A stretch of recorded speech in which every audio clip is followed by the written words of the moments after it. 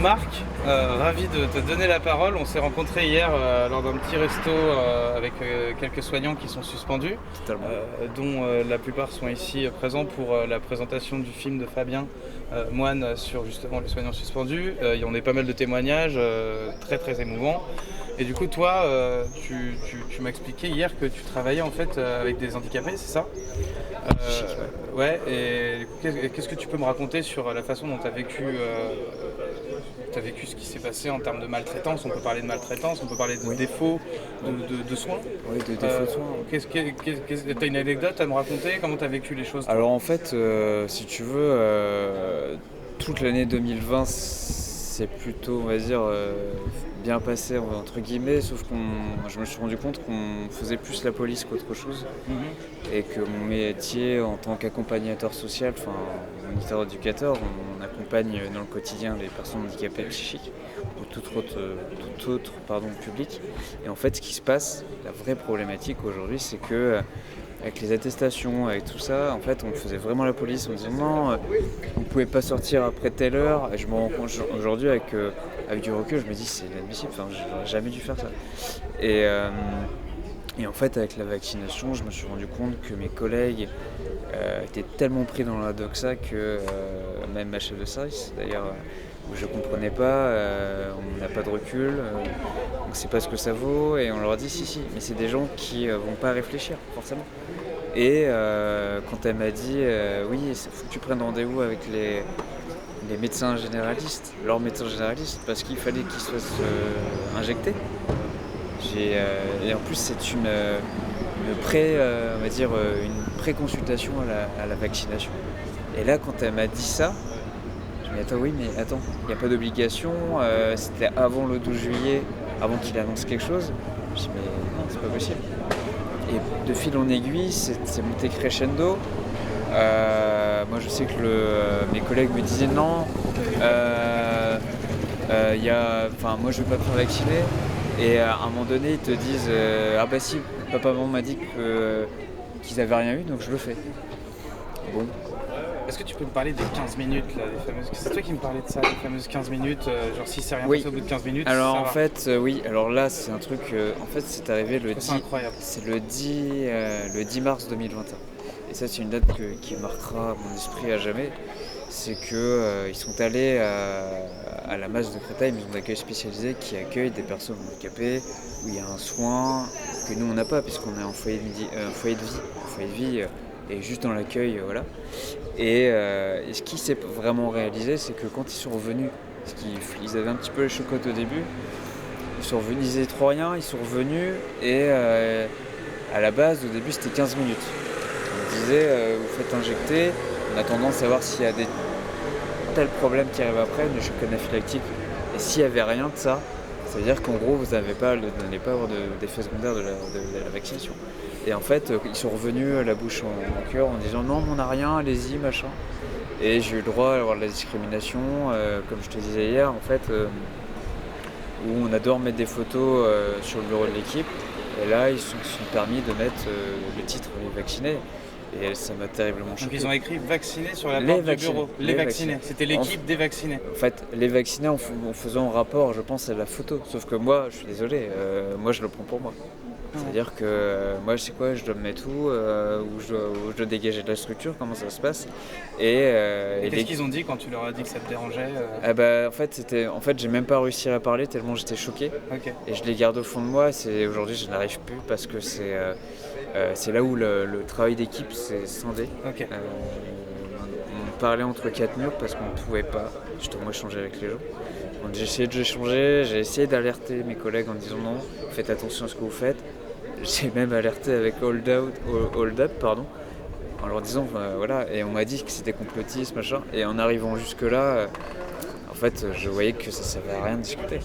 Parce que tout était déjà fermé, on était au début de la vaccination, mais certains collègues me disaient non, mais oui, mais on ne sait pas, mais en même temps, on ne sait pas si c'est pas bien non plus. Je dis bah oui, mais en fait, on ne sait rien. Je pars du principe que quand on ne sait rien, je ne vais pas aller. Et je suis pas anti-vax. En fait, j'ai toujours fait mes vaccins. Je me dis que de toute façon, là, c'est un truc qui est autre. Et ils avaient déjà sorti un truc sur le pass sanitaire, je me rappelle, en novembre, en octobre. C'est pas possible. C'est pas possible. Et là, quand on revient le 10, quand ils me disent oui, oh, ça va. Et puis en fait, le lendemain, parce qu'ils ont quand même eu le culot de me dire oui, bah nous, on va pouvoir partir en vacances. Et pas vous, en gros. T'es comme des gosses de 15 ans. Je me dis, mais putain, mais non, tu peux pas faire ça. Et j'ai l'erreur de ne pas avoir pris cette photo.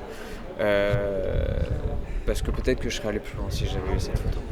Aujourd'hui, je peux pas le faire parce que j'ai pas ça, mais ça a été terrible pour moi. Et en plus, la personne que j'ai accompagnée pendant plus d'1 an, que je disais tout à l'heure, qui est décédée, pour moi, c'est inadmissible. Enfin, moi, c'est un vrai choc. J'étais tétanisé, je me dis, mais comment. Enfin, et je n'en pouvais plus me regarder en face dans la glace, travailler avec des gens qui avaient un nom de son de cloche qu'on peut effectivement on peut accepter. Moi, je ne juge personne, mais en fait, quand on en est là à dire non, c'est pas possible, la vaccination. Moi, quand le mardi 17 où il y a eu le décès, mais c'était un choc. Ma collègue m'appelle, me dit Marc, il faut que tu viennes parce qu'un tel est inanimé. J'arrive, je gueule tellement quand je ferme la porte que je me dis, je m'en doutais. Il avait des signes avant-coureurs, et ça c'était après la deuxième dose, puisqu'en fait, quand on se rappelle, on fait le remake, les moins de 55 ans ne pouvaient plus avoir d'AstraZeneca. Et on est tombé sur le truc de Pfizer. Et là, je me dis, putain, c'est pas possible, il va y avoir des problèmes. Et une collègue avait dit, mais vous n'allez pas les vacciner alors qu'ils ont tous les mois, pour les personnes qui ont des troubles psychiques, tous les mois, ils ont une dose une injection, on appelle ça, d'Aldol ou d'Abilify. Ça sert à les stabiliser pour ne pas qu'ils fassent des crises. Donc toi, ton sentiment, c'est que cette personne-là, en fait, cette injection l'a tué. C'est ton sentiment. C'est mon sentiment, c'est des vraies questions que j'ai. Je peux pas affirmer, mais parce qu'il n'y a pas d'autopsie. Mais il n'y a pas eu d'autopsie, mais pour moi, c'est mon sentiment. C'est un sentiment d'inachevé parce que c'est quelqu'un avec qui j'ai accompagné pendant plus d'1 an. J'ai appris à connaître un petit peu comment il fonctionnait.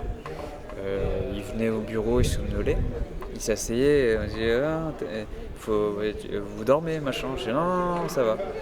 Et le biologiste a envoyé un mail, ma collègue infirmière m'a montré qu'il y a eu un mail qui avait des questionnements sur la santé de cette personne. Okay. Et au niveau bilan sanguin, tension qui est tombée à 8, je dis il y a un truc qui va pas. Alors effectivement, ils ont un bilan sanguin qui était très mauvais déjà de base. Et là, mais... Ok, et dernière question rapidement, comment tu vis ta suspension du coup par rapport à tout ça? Étant donné que tu as vécu tout ça, comment tu vis ta suspension? Alors moi c'est une suspension, on va dire, en titre temporaire, puisque moi pour l'instant je suis en arrêt de travail, donc je touche encore des indemnités. Mais pour moi je le vis comme une suspension, puisque je ne peux pas retravailler en fait. Et c'est une liberté conditionnelle, parce que si j'y vais, je suis suspendu. Donc si je me fais pas injecter ce produit-là, je ne peux pas retravailler. Et pour moi, ce n'est pas possible. Et j'en parlais avec mes proches au téléphone, et oui, mais tu vas faire comment? Tu veux bien que tu reprennes? Je ne peux pas reprendre en fait. Le problème, il est là, c'est que si je reprends, je suis suspendu. Et ce que dit Angélique tout à l'heure est tout à fait normal. Enfin, qui est même anormal d'ailleurs. C'est aujourd'hui, tu es suspendu, tu n'as pas de salaire, tu vas au Pôle emploi, tu peux aller au Pôle emploi. Hein, mais est-ce que les gens vont te dire oui, bah cherche un travail? Déjà, cherche un travail même quand tu es suspendu. Comment tu fais? Les gens vont dire comment ça se fait que vous êtes suspendu, vous travaillez dans le médical, vous avez du travail. Bah non, en fait j'ai plus de travail parce que je suis suspendu et je veux pas me faire vacciner. Ah bah on vous prend pas. Vous avez qu'à vous faire vacciner quoi. C'est terrible. Voilà. Bah écoute, merci pour ton témoignage, ouais. Merci beaucoup. Bah déjà je veux aussi faire un message pour ma grande sœur qui a été vaccinée qui a eu des problèmes d'effets secondaires sur la vaccination et j'espère juste que ça va bien se passer, son accouchement. Elle est enceinte de 7 mois et en tout cas je défendrai ma famille que coûte si jamais il se passe quelque chose. Voilà. Ok, le message est passé. Merci beaucoup Marc.